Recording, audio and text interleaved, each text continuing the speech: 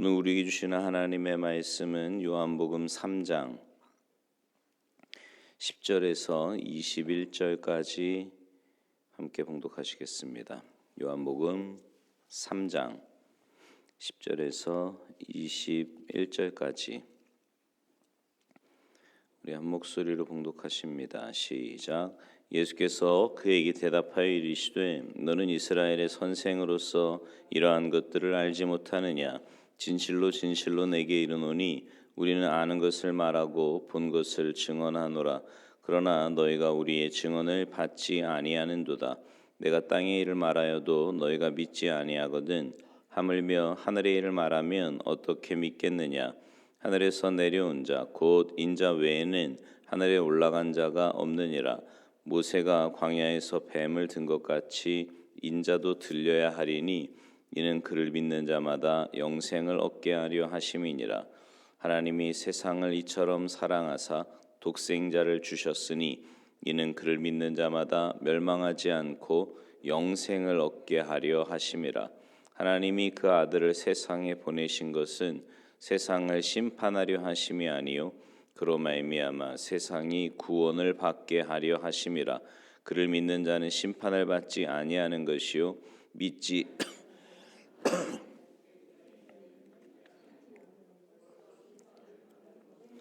그 정죄는 이것이니 곧 빛이 세상에 왔으되 사람들이 자기 행위가 악함으로 빛보다 어둠을 더 사랑한 것이니라. 악을 행하는 자마다 빛을 미워하여 빛으로 오지 아니하나니 이는 그 행위가 드러날까 함이요 진리를 따르는 자는 빛으로 오나니 이는 그 행위가 하나님 안에서 행한 것임을 나타내려 함이라 하시니라.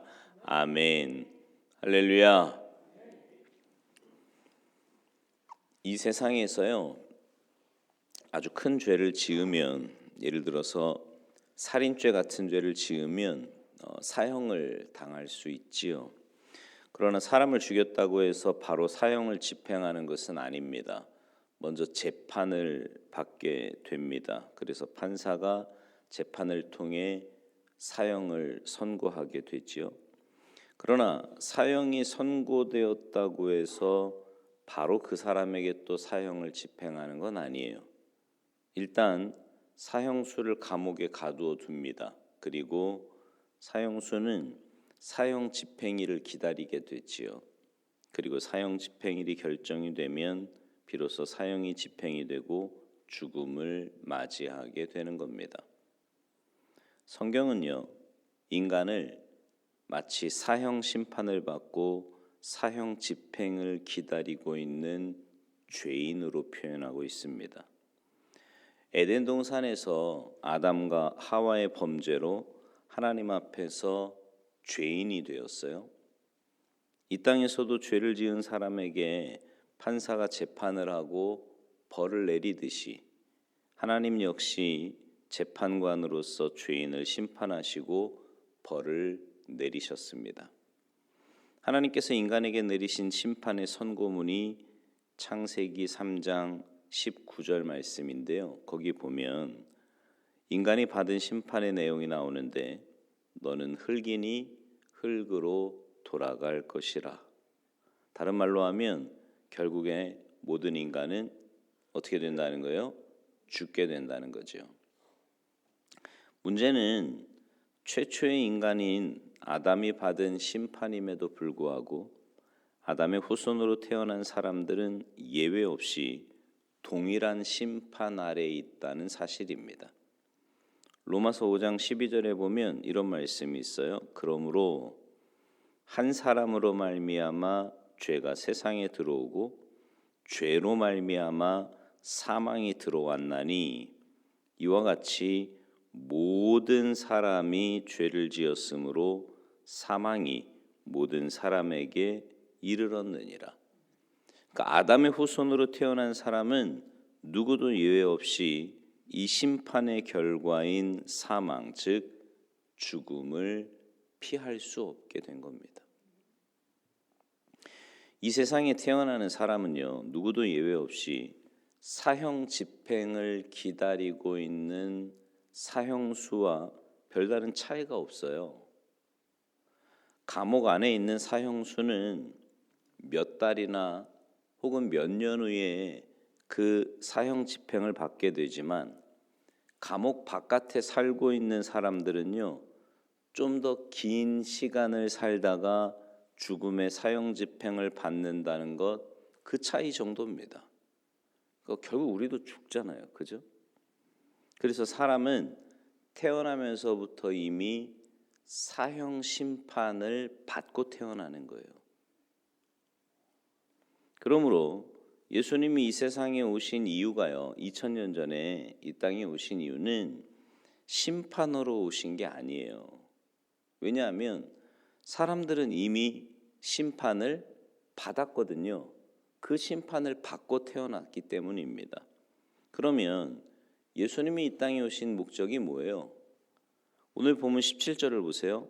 하나님이 그 아들을 세상에 보내신 것은 세상을 심판하려 하심이 아니요, 그로 말미암아 세상이 뭘 받게 해요?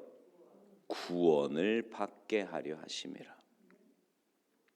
이미 사형 심판을 받고 사형 집행을 기다리고 있는 인간을 그 죽음으로부터 해방시키고 건져내시기 위해서 오신 거다, 이 말입니다. 그러면 예수님께서 인간을 그 죽음의 사형 집행에서 건져내시기 위해서 취하신 행동이 뭐였어요? 그것은 사람이 받아야 하는 죽음의 사형 집행을 예수님 자신이 직접 받으신 거였습니다. 그게 바로 십자가 사건이지요. 십자가에서 예수님은 내가 받아야 하는 그 사형 집행을 대신 받으신 겁니다. 따라서 나에게 내려졌던 죽음의 심판이 더 이상 효력이 없게 된 거예요. 여러분, 예수님도 목숨이 하나밖에 없는데 어떻게 예수님의 그 한 목숨이 수많은 사람들의 목숨을 대신해서 구원할 수 있습니까? 성경은요, 한 사람 아담 때문에 모든 사람이 죄인이 되었다면 반대로 한 사람 예수님 때문에 많은 사람들이 구원을 받을 수 있다고 말씀을 합니다. 이게 로마서 5장 17절 이하의 말씀이에요. 이걸 뭐라고 이야기하냐면 대표 원리라고 합니다. 대표 원리, 대표성. 그러면 그 구원이 누구에게 주어집니까? 그 뒤에 18절 말씀에 보니까 그를 믿는 자는 심판을 받지 아니하는 것이요, 믿지 아니하는 자는 하나님의 독생자의 이름을 믿지 아니함으로 벌써 심판을 받은 것이니라. 그러니까 누구만 구원을 받는다는 거예요? 믿는 자만. 그러니까 믿지 아니하는 사람은 심판을 원래 받은 상태 그대로 있을 뿐만 아니라 믿지 아니하는 죄를 더하게 된다는 거죠. 여러분, 왜 믿음이 그렇게 중요한 겁니까? 십자가에서 일어난 사건은 오직 믿음을 통해서만 나의 사건이 되기 때문입니다. 믿음을 통해서만. 예수님이 비록 모든 인류의 죄를 위해서 죽으셨다고 할지라도 그 십자가에서 일어난 사건을 내가 믿음으로 받아들이지 않는다면 그 사건은 나에게 아무런 의미가 없는 거예요. 그러나 그 사건을 내가 믿음으로 받아들이면 그 사건이 비록 2000년 전에 일어난 사건일지라도 바로 오늘 이 자리에서 일어난 사건이 되는 겁니다.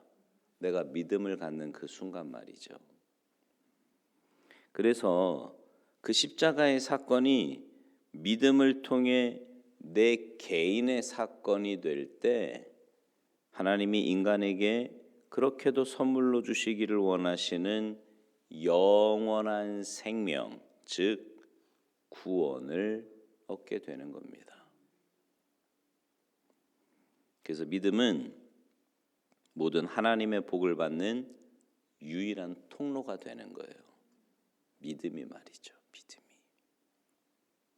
우리가 너무나 잘 아는 오늘 본문 16절 말씀. 하나님이 세상을 이처럼 사랑하사 독생자를 주셨으니 이는 그를 뭐하는 자마다 믿는 자마다 멸망하지 않고 영생을 얻게 하려 하심이니라.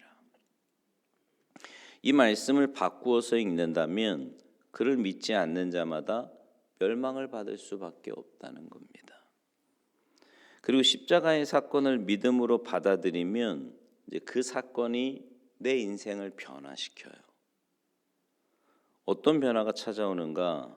그것은 더 이상 어둠을 사랑하지 않고요, 빛을 사랑하게 됩니다. 그게 오늘 보면 19절 이하의 말씀인데, 십자가 사건을 믿음으로 받아들이게 되면 어둠을 미워하고 빛을 사랑하게 된다는 겁니다. 어둠을 사랑한다는 건 뭘 의미하고 빛을 사랑한다는 건 뭘 의미할까요? 요한일서 2장 9절 10절에 보면 이런 말씀이 있거든요.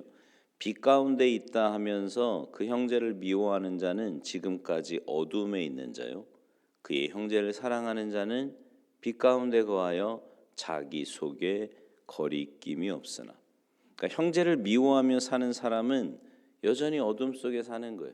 그러니까 왜 그런 분들이 있잖아요. 예수 믿었다 그래요, 교회도 열심히 나와요, 봉사도 합니다, 뭔가 충성스럽게 뭔가를 하는 것 같은데 자기 마음에 조금만 안 들면 그냥 세상 사람들하고 다를 바 없이 똑같아. 이건 아직 어둠에 있는 자라는 거죠. 그럼 빛에 있는 게 아니라는 거예요. 형제를 사랑하고, 여러분, 우리 가운데 허물이 없는 사람이 어디 있고 죄가 없는 사람이 어디 있습니까? 제가 지금도 기억나는 게 있어요. 제가 이제 신학교를 가고 처음 전도사 사역을 하고, 그때 저희 부모님이 제게 해주신 말씀이 뭐냐면, 모든 사람이 장점이 없는 사람이 없고 단점이 없는 사람이 없다.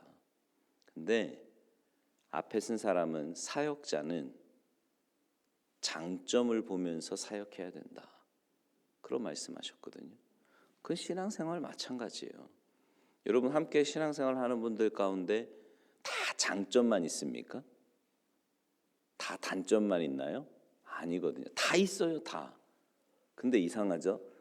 나랑 좀 친하고 가깝고 이런 사람은요, 장점만 보여. 좋은 점만 보인다고. 물론 그러니까 친하겠지. 근데 조금 나랑 멀다 싶은 사람은 어때요? 맨 단점만 보여. 여러분, 우리가 진짜 빛 가운데 있다 그러면 사랑해야 되는데 쉽지 않잖아요. 뭐 해야 되냐면 그런 마음 달라고 기도하셔야 돼요. 좋은 점만 보면서 신앙생활 할 수 있도록. 그게 빛 가운데 사는 사람의 삶의 모습입니다. 바로 십자가 사건을 믿음으로 받아들일 때 하나님은 우리를 빛 가운데 살 수 있도록 인도해 주시는 거지요. 우리는 날마다 십자가 사건을 오늘 내 삶의 사건화하기 위해서 날마다 십자가의 의미를 되새기며 자랑하며 살아야 합니다. 그렇게 살 때 또한 우리는 빛 가운데서 살아갈 능력을 얻게 되는 거예요. 바라기는 여러분 모두가 온전한 믿음 가지고 십자가 붙들며 빛 가운데 거하는 삶, 다시 말해서 사랑하고 용납하고 이해하고 사는 그런 삶을 사셔서 오늘 한날의 삶이, 아니 남은 평생이 주님이 기뻐하시는, 주님이 인정하시는 복된 삶을 사시기를 주님의 이름으로 축원합니다. 기도하시겠습니다. 영원히 죽을 수밖에 없었던 우리를 구원하시기 위해 주님이 이 땅에 오셨고 십자가 지심으로 우리에게 영원한 생명을 허락하여 주시니 진심으로 감사를 드립니다.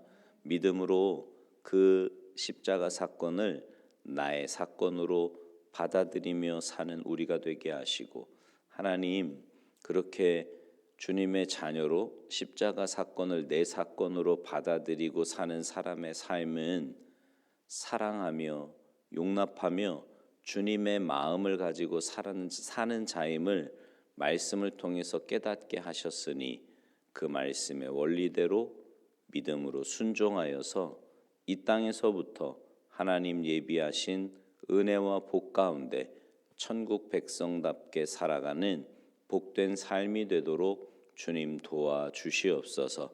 추운 날씨 저희들의 영육의 강건함을 지켜주셔서 주님 맡겨주신 귀한 일들 잘 감당하게 하시고 오늘 하루도 사랑하며 주님께 받은 은혜 나누며 살아가는 복된 한날의 삶이 되도록 주님 도와주시옵소서.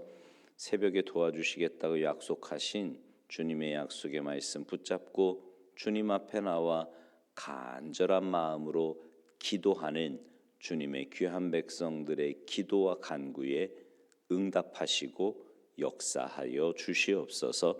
감사드리며 예수님의 이름으로 축복하며 기도하옵나이다. 아멘.